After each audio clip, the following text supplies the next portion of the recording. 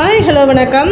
நாடு முழுவதும் இதர பிற்படுத்தப்பட்டோர் மற்றும் பட்டியலின பிரிவை சேர்ந்தவருக்கான இடஒதுக்கீட்டை யாராலும் கொள்ளையடிக்க முடியாது என்றும் இதற்கு பிரதமர் மோடி உத்தரவாதம் கொடுப்பார் என்றும் மத்திய உள்துறை அமைச்சர் அமித் ஷா தெரிவித்துள்ளார்.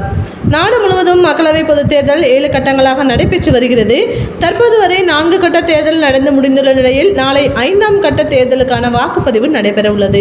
இந்த 5ஆம் கட்ட தேர்தலில் பீகார் மாநிலத்தில் 5 தொகுதிகளுக்கும், ஜம்மு காஷ்மீரில் 1 தொகுதிக்கும், ஜார்க்கண்ட் மாநிலத்தில் 3 தொகுதிகளுக்கும், லடாக் யூனியன் பிரதேசத்தில் 1 தொகுதிக்கும், மகாராஷ்டிரா மாநிலத்தில் 13 தொகுதிக்கும், ஒடிசா மாநிலத்தில் 5 தொகுதிக்கும், உத்தரப்பிரதேச மாநிலத்தில் 14வது தொகுதிகளுக்கும், மேற்கு வங்கத்தில் 7 தொகுதிக்கும் வாக்குப்பதிவு நடைபெற உள்ளது. மொத்தம் 49 தொகுதிகளை நாளை வாக்குப்பதிவு நடைபெற உள்ளது. மத்திய உள்துறை அமைச்சர் அமித் ஷா தனது சமூக வலைதள பக்கத்தில் காணொலி ஒன்றை வெளியிட்டுள்ளார். அந்த காணொலியில் மக்கள் முட்டாளாக்கி அரசியலில் வெற்றி பெற காங்கிரஸ் கூட்டணி முயற்சி செய்வதாகவும், ஆனால் இதனை முறியடித்து பிரதமர் நரேந்திர மோடி தலைமையிலான பாஜக கூட்டணி 400 இடங்களை வெற்றி பெறும் என்றும் அமித் ஷா தெரிவித்துள்ளார்.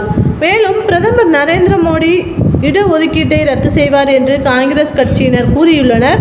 ஆனால் அது ஒரு பொய்யான பிரச்சாரம். அவர் ஒருபோதும் இடஒதுக்கீட்டின் மீது கை வைத்ததே கிடையாது. இந்தியா கூட்டணி மட்டுமல்ல, யார் நினைத்தாலும் இதர பயன்படுத்தப்பட்டோர், பிற்படுத்தப்பட்டோர் மற்றும் பட்டியலின பிரிவை சார்ந்தவர்களுக்கான இடஒதுக்கீட்டை கொள்ளையடிக்க முடியாது. இது பிரதமர் மோடி தரும் உத்தரவாதம் என அமித் ஷா தெரிவித்துள்ளார். இதற்கிடையே உத்தரப்பிரதேசத்தில் உள்ள 80 தொகுதிகளில் பாஜகவுக்கு 1 தொகுதியில் மட்டுமே வெற்றி கிடைக்கும் என்று காங்கிரஸ் கட்சியின் தலைவர் ராகுல் காந்தி தெரிவித்துள்ளார். மேலும் இந்த மக்களவைத் தேர்தல் அரசியலமைப்பு சட்டத்தை காப்பாற்றுவதற்கான போராட்டம் என்றும் ராகுல் காந்தி தெரிவித்துள்ளார்.